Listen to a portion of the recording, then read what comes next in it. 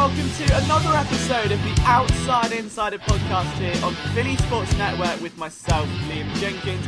The Eagles, coming off a soul-crushing overtime defeat to the Dallas Cowboys, sets up arguably the most hyped Outside Insider podcast of all time. Now, the response on Twitter when I've been asking for questions has been through the roof. For the sassy gifts, it has been crazy. So I know you guys want to see the reaction. My problem is that I think I'm so emotionally exhausted from last night that I just want to sob for half an hour.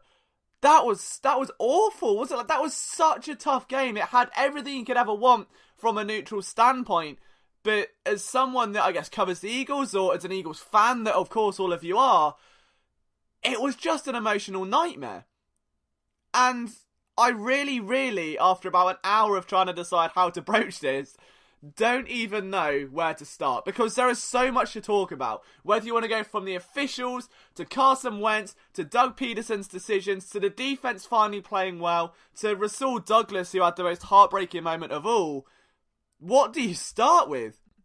But it's an Outside Insider show, which means, of course, we're going to start with a little plea for you guys. So if you're not already subscribed to the show, there is a link in the description below which takes you straight to iTunes or Apple Podcasts. And on there, you tap subscribe. It takes 2 seconds. It's free. And that means that you get every episode for free downloaded straight to your device. It's the best way you can support the show. Or if you're not subscribed on YouTube, we want to hit 5,000 by Christmas. So if you could tap that red button on there, that would also mean a lot to us. But I thought, you know what, the best way to start this show would be with a story. And it's the most coincidental thing as well, because essentially today I had a doctor's appointment. I've had the same cough for about 2 months now, and it's not viral because I've not infected anyone else in my family or my workplace or anything like that. But it is very bad, as in, like, I sound like a moose is being punched up the rear every time I cough. It's disgusting. So I go to the doctor's today, and essentially my old doctor retired, so I've got a new one. And I guess she was like trying to make conversation. I'm sat there with an Eagles beanie on, and she's listening to my lungs through my back, which I found quite weird.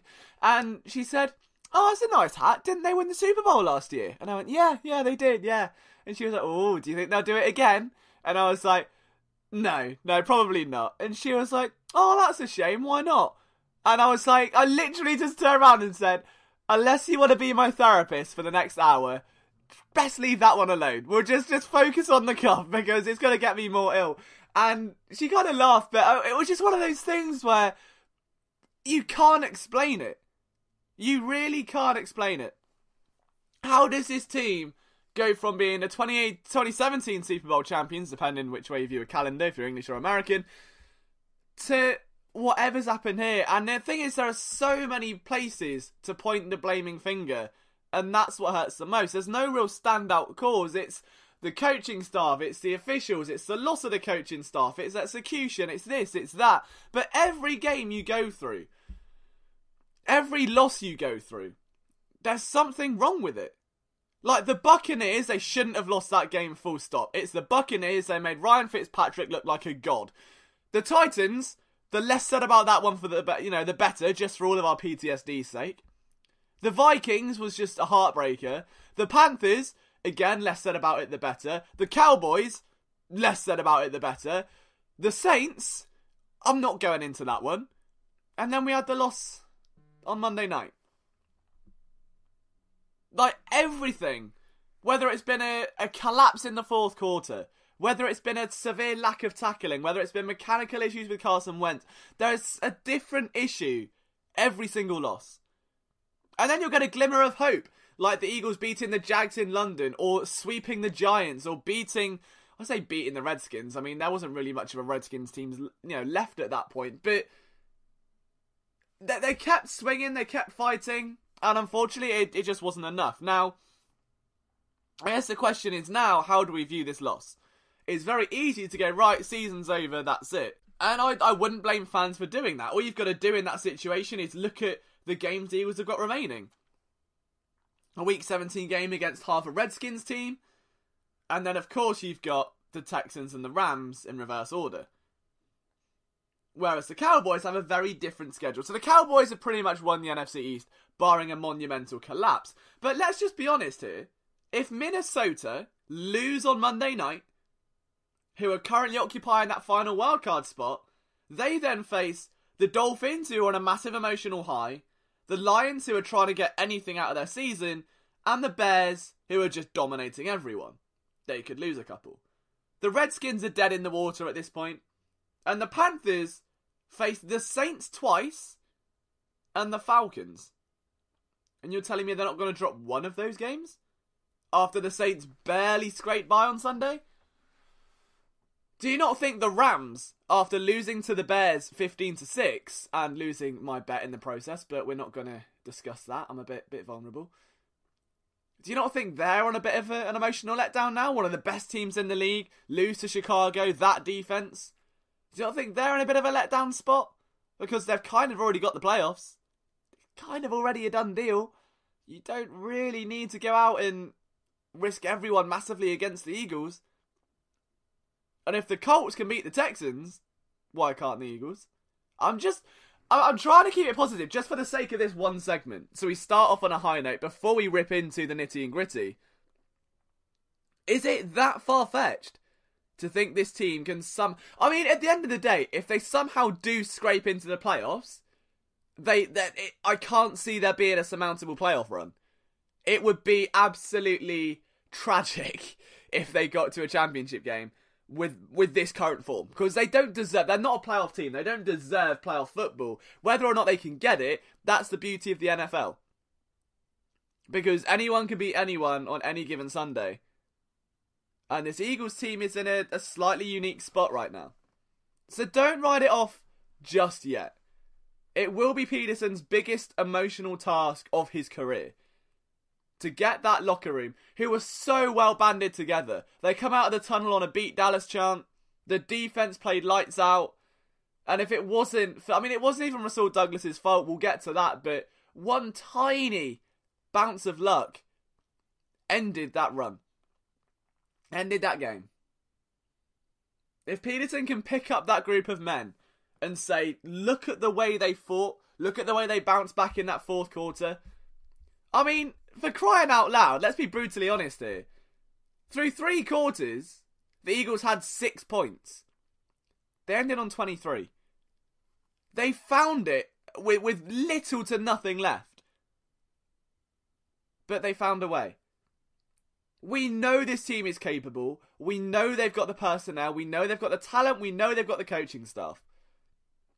If they can tie it together, I don't think this season is dead yet. They can afford to maybe drop one of their last 3 at most. At most. But it cannot be to the Rams. If the Eagles can win next week, the playoff race is still alive. But for now, we're going to try and just take us back to earth a little bit, because I really don't want to inspire a land of hope and glory speech, because I don't think this team deserves one. I think that loss last night was so heartbreaking. And we're going to start with the elephant in the room, which is the officiating. All right, we just have to. I've rambled enough about, the positives and what can be taken. But at the end of the day, we all know that there have been a few questionable calls. One of them on the opening kickoff that was, inverted commas, clearly recovered by the Eagles. Then there was the Dallas Goedert pass interference, which wasn't pass interference. Then there were a flurry of other calls and flags where it felt like they were trying to get even. The refs ruined that game. They didn't, I would say, maybe bias it. They didn't. I don't want to say that it was like a pocketed or a fixed game, because I don't think that's the case at all. But it felt like they were trying to neutralise it after they realised they'd messed up. But here's the explanation. After on the opening kickoff, Dallas fumble and 4 Eagles recover the ball. This is from Cleet Blakeman. Opening kickoff, the ruling on the field that he was down by contact before the ball came loose. So basically just saying that it was a fumble, right? Great. And then he said, we've confirmed there was a fumble in the replay review. The second component of it was there was a clear recovery. And that's just what we couldn't confirm with the angles we had on video to make it a clear recovery by Philadelphia, so we had to stay with the ruling on the field. Now, I don't know about you, but if an Eagles player picks up a ball and runs off with that ball in his hands, is that not a clear recovery? Is that, am I being silly? Have I missed something there? Because to me, again, this is from a very neutral perspective here. You know what? I've actually got a story that fits this so well, and I've told it to several people by now in my circle. Like, if you listen to this and you know me, you know the story that's coming. So, I've got two younger brothers who are twins, okay? So they, at the time where I reckon about 18 years old, I would have been 22, so maybe last year before, and one of them was talking to this girl quite frequently. And I remember I was sat in my room, I was playing Madden, and he runs into my room, screaming at me, said, "What do you think you're doing talking to this girl? Who the fuck do you think you are?" And I was like, "What?" And he was like, "Why are you messaging the girl I'm talking to?" And I'm like, "I'm literally not. Like, I'm playing Madden, and I'm losing now, so come on, hurry up, what's going on?" And he started threatening me and asking to fight and all this stuff, and was getting very aggressive and hostile. And I was just adamant. I was like, "Joe, it's legitimately not me. I have not done anything here." And he goes back into his room, asks my other little brother named Finn, and Finn denies it to the bone, saying it wasn't me and it was definitely Liam. So this goes round in circles, and I was like, why don't you just ask her for screenshots of the conversation? It'll be so much easier, right? So he does that, and the girl sends him a message back of Finn's Instagram that's messaged her, and Joe goes crazy at him, and Finn just goes, "Well, I wasn't going to admit it, was I?" And I thought that was the funniest thing. Like, fair play to you for having the wherewithal to, one, get me in trouble for nothing I haven't done. I mean, I'm the most loyal person on the planet. I'm not going to mess in anyone's business. And then Finn just goes, "I wasn't going to admit it, was I?" That is Cleet Blakeman. That is legitimately Cleet Blakeman going, "Well, we've got evidence, but if we deny it, even though it's right there, I'm not going to admit it, am I? Because I know I've messed up, and I know there's a lot of flack coming. If I admit to whatever's gone on there, I may not have a job in the morning and may end up serving those people on Twitter who are criticising me their local groceries."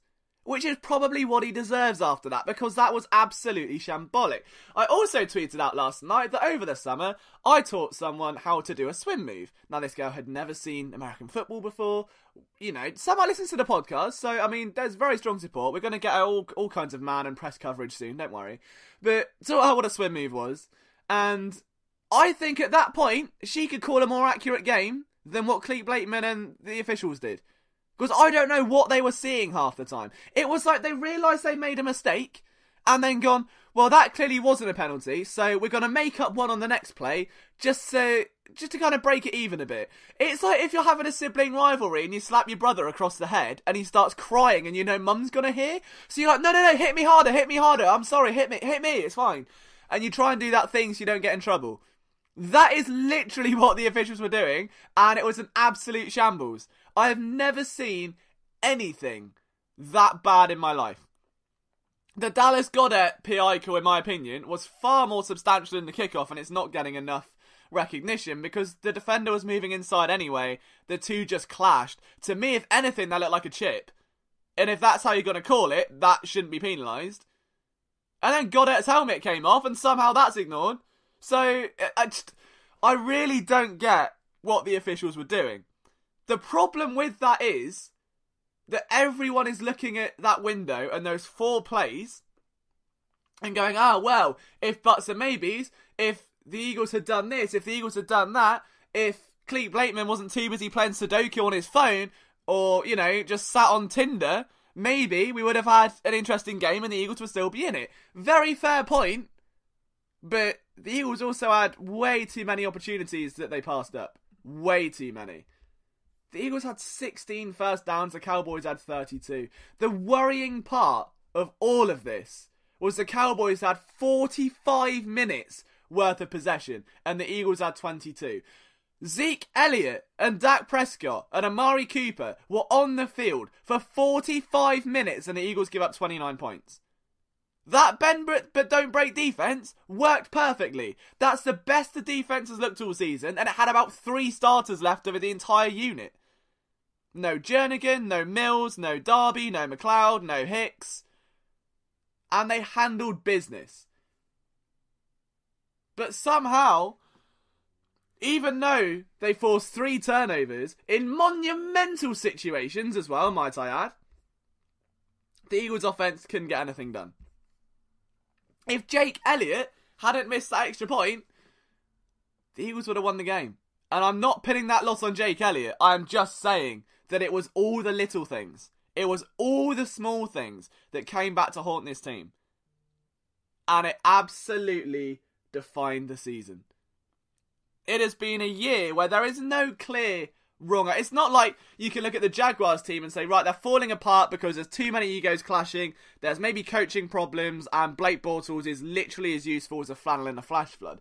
It's not like you can view the Raiders and say there is a culture issue with John Gruden, the players aren't buying in. It's not like you can even view the Steelers after last night and say, even though they're doing amazingly, they're not buttoned up, they haven't been a buttoned up franchise for years, and the Le'Veon Bell thing may have impacted that slightly. It's not like you can view, let's say, the Cardinals and say the same sort of thing with the quarterback controversy they had earlier in... Oh, I said controversy, I'm so British.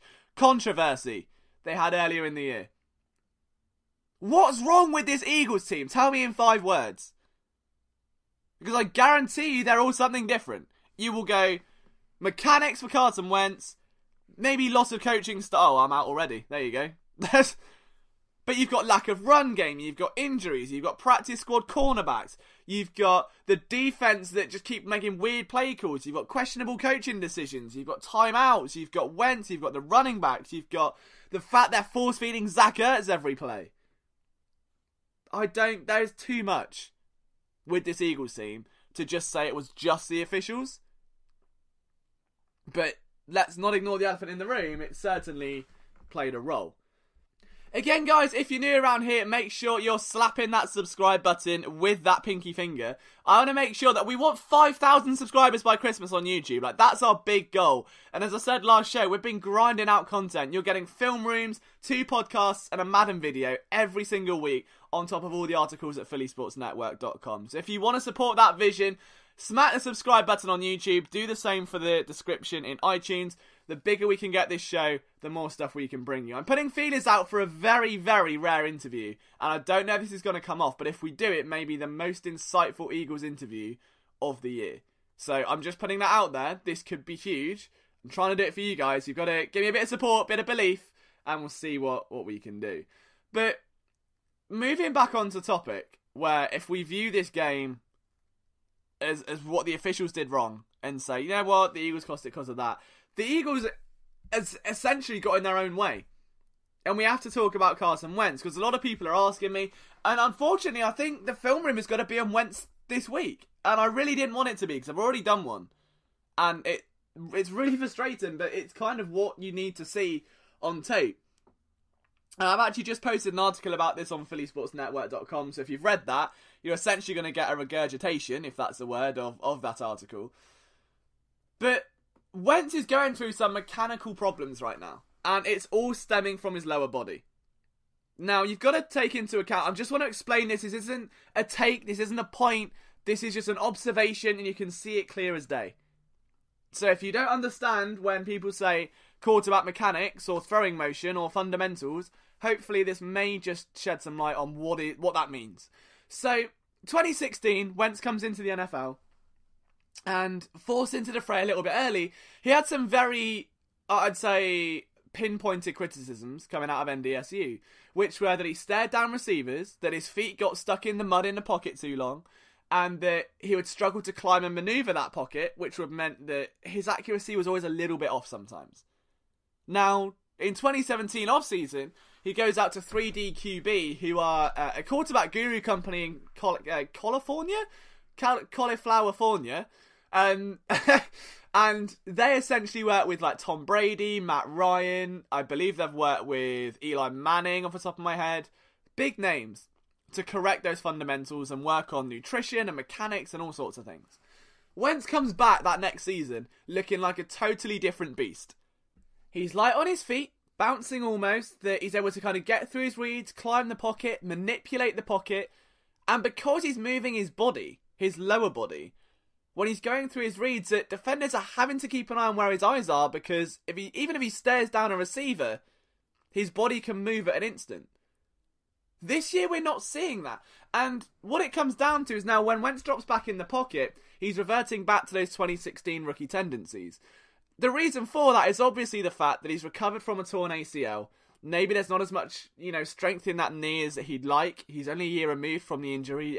Typically, it's around a 2-year turnaround time to get full strength back in that knee. Or maybe he's been told to stick in the pocket because he doesn't want to risk getting injured again like he did last year against the Rams. I mean, one of Wentz's biggest criticisms in his first 2 years was that he was almost too dangerous, that he wouldn't know when to slide, he'd always dive forward into contact, and in the end it came down to bite him in the rear. But when you look at his presence in the pocket this season, he'll drop back and he will stick on that same spot. So he'll do a 3-step drop and his feet will be planted in the ground. Now that's fine, but that's where this whole read thing comes through. If he's staring down Zach Ertz, who's in the middle of the field, and you're facing the middle of the field, that's fine. Your throw's going to be accurate. That's why they've completed nearly 80% of their passes. When he has to get away from Ertz, who isn't his primary read, maybe he's going to go to his left or to his right or open or close that upper body, he's not doing the same with his feet. He's not resetting his feet. He's not changing them to align to his target. And because of that, he's going to have extra torque from that upper body. So instead of being able to, in one fluid motion, reset the feet so he's in line with his target and just throw a pass, he's almost got to twist that upper body even harder to get the torque for the ball to go to its target. But because you're overcompensating to swing that arm over the top because your feet aren't lined up properly, what you're seeing is an array of overthrows, underthrows, and more importantly, the ball is coming out significantly lower. There was a drop last week to Nelson Aguilar. There were a couple this week which should have been completed. So Wentz is sticking to his reads over the middle, which is primarily Ertz, and when he does go outside, the accuracy is not there. And the reason for that, again, from what I can see with the naked eye, without seeing the tape from last night just yet, is that it's simply because that those feet are so planted. They're so stuck in the mud that he doesn't reset, he doesn't shuffle, he doesn't move around. Which, again, is why he's getting hit from the blind side. Which is why he's fumbled the ball 9 times this year. You can look at those blindside hits and say, hey, do you know what? The blocking every single time has been bad, and that's probably accurate. But a stationary target, as aforementioned, is easier to hit than a moving one. And Wentz doesn't have that elusivity. He doesn't move around as well as much, alright? And because of that, he's not getting the ball out. And it's so frustrating to watch. And the thing is, if Wentz goes into this offseason with a full year of recovery, with a full offseason with 3D QB, and comes back reinvented, what does that say about the quarterback coach? Because he did it last year, and the Eagles coaching staff weren't too happy, but he came back a completely reformed quarterback.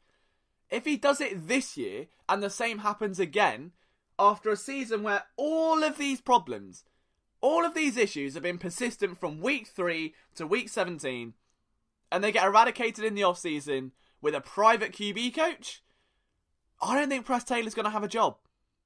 I really don't. I think that Press Taylor, having been promoted, he started off his career with the Eagles as an offensive quality control assistant, I believe, in 2012, under the Chip Kelly era. Slowly worked his way up to an assistant QB coach, and now he's here. I've barely heard his name. John DeFilippo, you could hear every few weeks. You could always see something he was doing, or he was in some kind of interview or progress or something like that, but not so much with Press Taylor.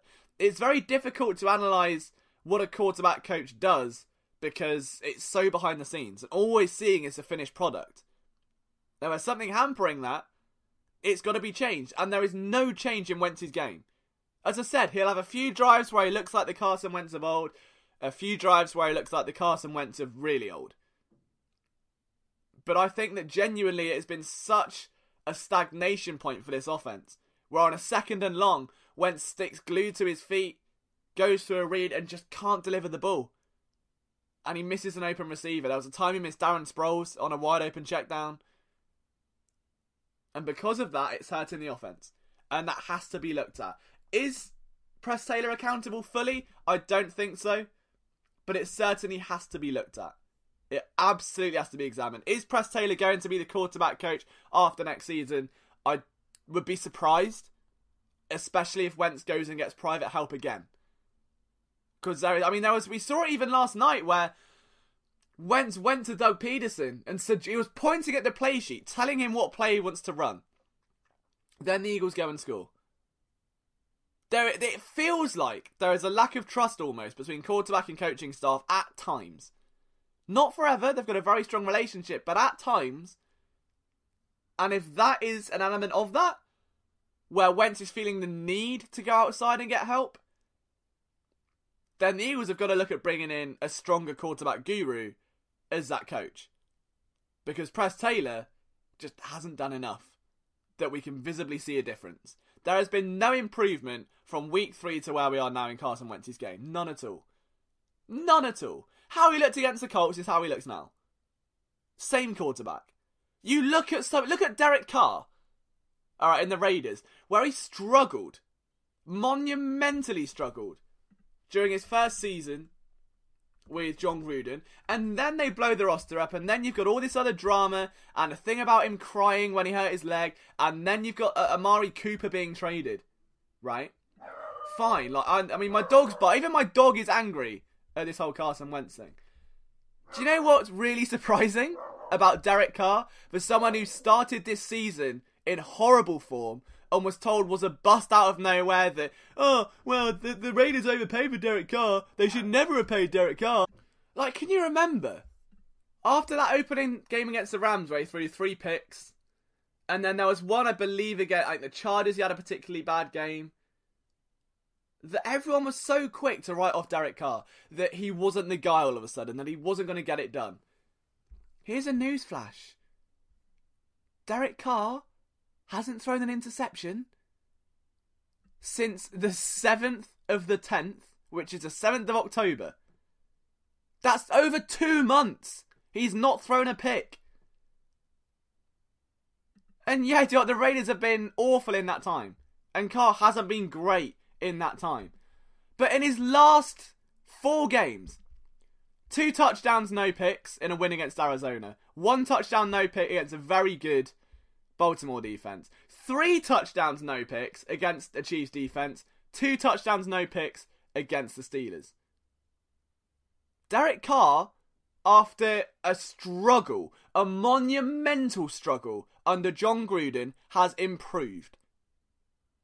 That is the difference that spending time with a coach or a coordinator or a QB assistant, whoever, can make. Alright? If you want another example of the inverse of that, because he's dealt with injury, Mitchell Trubisky, who in his last 4 games has thrown 6 interceptions, and who, when battling injury, has not been great overall. 21 touchdowns, 12 picks on the year. Looked a little bit rusty against the Rams. I know it's the Rams defense. 3 picks last night. Wasn't his best look ever, let's be brutally honest. Completed 53% of his passes. That's a quarterback that hasn't developed in his second season. It's such a weird thing to look at quarterbacks, and I'm not putting that all down to coaching staff. I know that Trubisky has battled shoulder injury, but if you want to look at another young quarterback that is physically developed from when he first started to where he is now, and I really, really hate to say his name, but Dak Prescott, drafted in the same year as Carson Wentz, it's his 3rd season, until an overtime win against the Eagles, where he was asked to throw 54 times, and still somehow completed nearly 80% of his passes. He hadn't thrown a pick in 4 weeks. And this is Dak Prescott, who had become a fumble machine, a bad decision maker, couldn't get the job done, had all these criticisms, and began to find his groove. Began to realise that he doesn't need to kind of force the ball in windows, that he can extend plays, and to have that trust. The Cowboys run one of the most simplistic offenses in the league, and he's a young quarterback that's getting better. I don't think Carson Wentz has got better. From week 3 to now, he has not improved. And I don't know if that's on the fact of the ACL. I don't know if it's on Pederson. I don't know if it's on Groh. I don't know if it's on Press Taylor. But the fact is, he has not improved. I really don't know. Like, you can convince me what you want. I watch the film 2-3 times a week on every game. Does not look to be a different quarterback. I'm really interested to know what you guys think about that, though, because I know it's quite a controversial argument. A lot of people, obviously, for some reason, my Twitter mentions are being flooded with Nick Foles takes, which I think really is a step too far. Wentz is clearly the franchise quarterback. He's clearly, at this point, I would say, a top 12 quarterback in the league, as of right now. He's got the potential there, he's got the ceiling there, he's got the talent, he's got the work ethic. He's hampered by injury. There is an underlying problem mechanically. The question is, why hasn't that been solved? When will it be solved? Who's going to solve it? And what happens after that? But again, I'd love to know what you guys think. If you haven't already subscribed, hit that blue button in YouTube description that takes you straight to iTunes or Spreaker if you're on that as well. And then, of course, you've got the red one for YouTube. But we're going to move to everyone's favourite bit of the show. And it's not a workplace story. We're going to go straight into what I call Thank You Next, where I ask for your questions on Twitter. And your goal, your really simple goal, you ask me as many Eagles questions as you can. I read them out on the podcast, and we see how crazy we can get. Now, there is a slight problem this time around, and that is that, I asked the questions at a bit of a delicate time, because it was straight after the loss, and I think you all got a little bit carried away. So, we're going to go straight in with today's episode of Thank You Next, and mainly just see how long I can survive. So, we're going to start from the bottom and work our way back. Thank you next to Knots for... can I start that bit again? Thank you next to Knots Juventino. I always pronounce that wrong, so he's a Juventus fan. Hi Liam, first time listener, long time caller. Brilliant. Should Eagles fans find out where the officials live and murder them and or torture them and then murder them, I'll hang up. I'd probably advise against that, just for the sake of your own career and well-being. But if you want to glitter bomb them, I'm all for it. I'm sure Cleet Bateman would love to open a letter filled with glitter. Thank you next, Drew Shearer. Why don't they move Saul to safety? You've seen my Twitter feed, you've seen the articles, you've seen the film rooms. You're talking to the biggest Rasul Douglas stan. Rasul Douglas, wow, that's brilliant. Rasul Douglas stan in the building. So, I don't know either. We're going to get to that shortly anyway. Big J asks, thank you next. What changes would I make this off-season? Yes, I know we have 3 games left, but this is where we are. Fair point. I think the changes I would make fundamentally would be looking at the free agent class and seeing who we can bring back. You've got to find a way to shore up those trenches, especially on the defensive side. They're going to get weaker. Secondly, find a deep threat wide receiver, because I really think at this stage Carson Wentz needs it. And after that, look at finally bringing in some actual new people instead of promoting from within. As much as I believe that in-workplace promotion is great, I think they need that fresh outlook on the offense, because it has run dry and it's a little bit hard to see any kind of improvement there. Thank you next, X Jamie Shine X. What's a clear fumble recovery? I don't know. I really don't know, actually. Is it when a player that can't be when a player picks up the ball. That would be too obvious. So I don't know. We'll have to Google it. Thank you next. Jim Schwartz eats vegetables. What year was Bend It Like Beckham made? I don't know what this has turned into now. I had a feeling this may happen at some point down the line. But what we're going to do, I'm going to say 2003. And I'm going to Google this now to see if I'm actually right, because I remember studying it in media for 2 years, so I kind of cheated. Bend It Like Beckham, quick Google, says 2002. I was 1 year off. I don't know what relevance it has to anything for you, but there you go, 2002. Thank you next at Joey, he's not even called out Joey, at the Salve Waffle. If any, what are the good things you saw this season? Good question. I really like the fact that the offensive line has found its groove. I think Dallas Goedert has been one of the biggest surprises, and I think Michael Bennett is an absolute fundamentally crucial point to this defense. At Ignatius813, thank you next. Do I believe Jim Schwartz's wide 9 alignment led to many of the poor run fits? It commands a lot from the safeties, which in turn could affect their coverage responsibilities, having to look in the backfield so much. Yeah, and that's why the Eagles simplified it the other week when they said they were being beaten too much and they had to tone things down. That's exactly why. I think they need Rodney McLeod back there, because he's one of the most I'd say high football IQ possessing safeties that the team have. He's asked a couple more as well, but we've got so many to get through, so I'm really sorry. I've answered one earlier on today, and about Doug's creative play calling, whether it's Frank and John Hurting, we'll get to that as well. At Gonzo T110, why is Mike Groh still employed? Because reasons? I think honestly at this point it's because he's only had under a year in the job. And I feel like I say this every week, but the most important relationship on a team is QB to offensive coordinator. And without Wentz having a full season, given the fact he's coming off injury, it's not really a fair judging point to have him.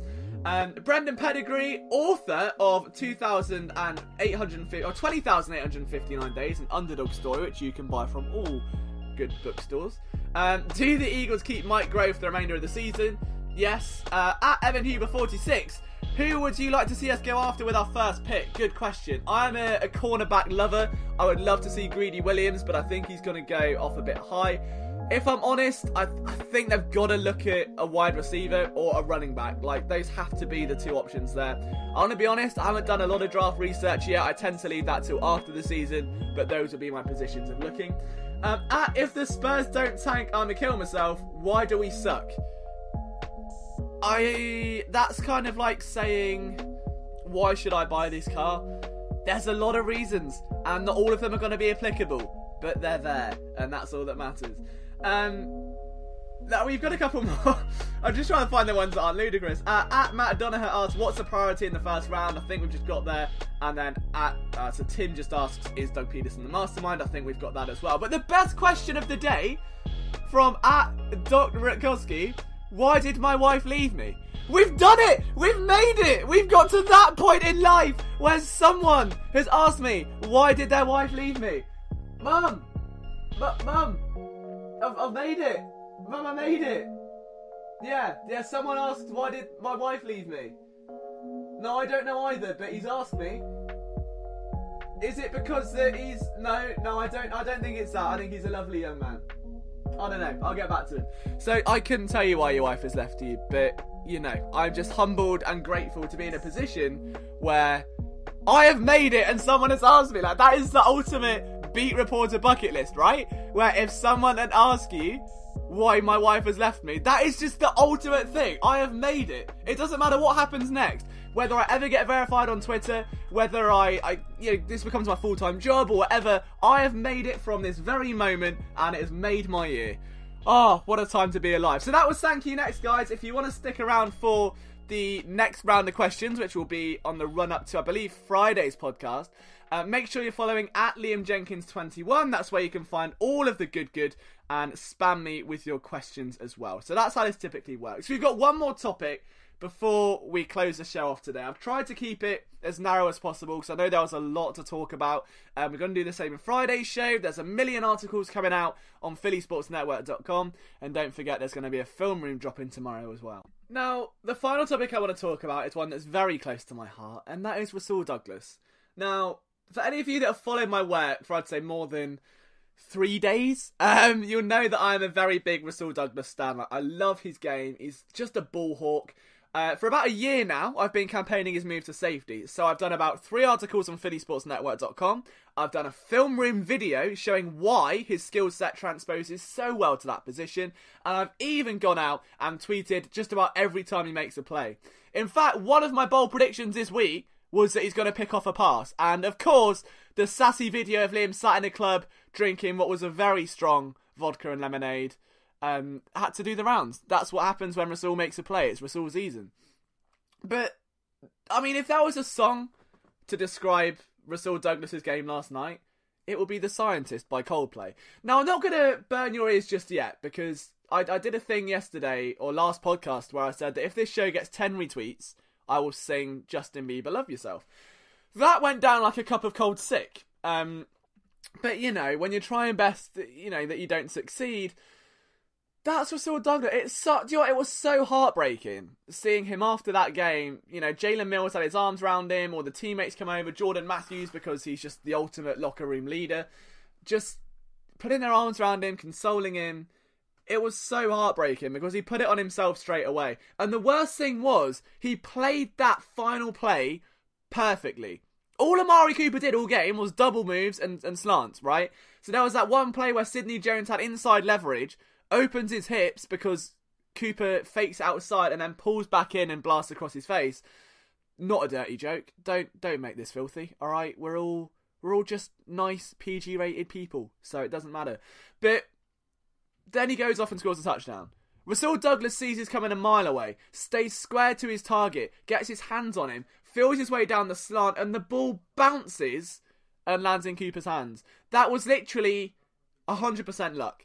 It wasn't on Douglas whatsoever, and it was so heartbreaking to see.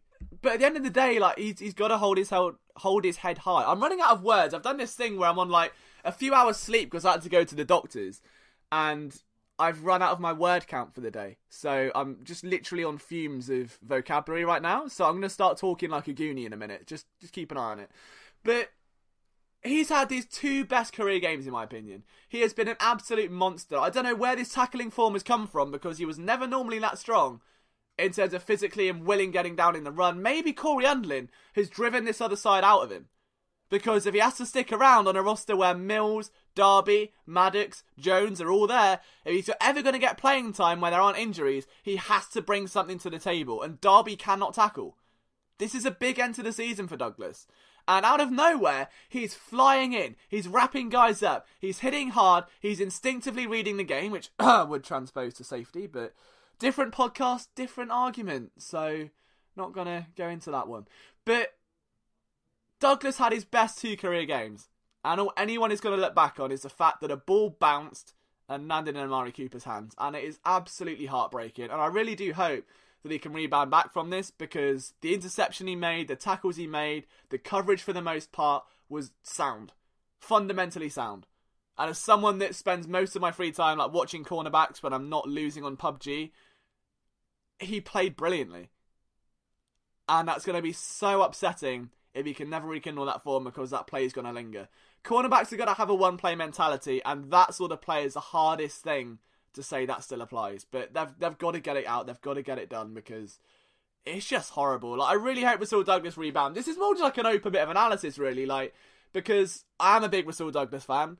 As someone that covers the team and tries to stay neutral, I genuinely don't understand why they brought in Dexter McDougall, why he played more snaps in 2 games than Douglas played all season, why it took him being cut to get Douglas playing time, or why he fell out of favour with the team in the first place. But to play as strongly as he has, and then that to happen, is absolutely heartbreaking. Absolutely heartbreaking. But again, I mean, we're at the end of the show now. I just wanted to have that little touch on there, because I do feel it's one of the most underrated parts of the game. There is so much more we could... Maybe I'll go for 3 episodes this week. If you want a 3rd episode this week, you've got to let me know in the comments. The rule is, okay, if you want a 3rd episode, we're on 6 iTunes ratings right now. You've got to make that 10. So get to iTunes, rate it 5 stars, and the minute we get to 10... I'll drop a 3rd episode this week. If we don't, then I won't. You'll be stuck with me singing Coldplay. So, entirely up to you, but I know which one I'd rather have. But from myself, Liam Jenkins, guys, thank you so much for tuning in. I hope you've enjoyed today's episode. It has been, I would say, a pleasure. It's been quite emotionally tormenting having to relive all of last night again. But genuinely, you make this such an honour to bring the show to you guys each and every week. I love you all so much. I'm trying not to get soppy. I'm trying to save it for New Year. But to have this base of people that want to listen to my content and read my stuff, it means everything to me. And all I want to do is be the best writer, the best podcaster, the best whatever it is that I can to give you guys the best content. So if you're not already looking at phillysportsnetwork.com, that's where you can find me every day of the week. At Liam Jenkins 21 on Twitter is where you can find all of my stuff, whether that's videos, podcasts, what have you. So until next time, try and, not drink yourselves into oblivion or do anything silly. Just listen to the 1975's new album, acknowledge the heartbreak. It's all okay, it's not over yet. I feel like I'm trying to save a relationship at this point. So, do that, it'll be alright, and I'll see you next time.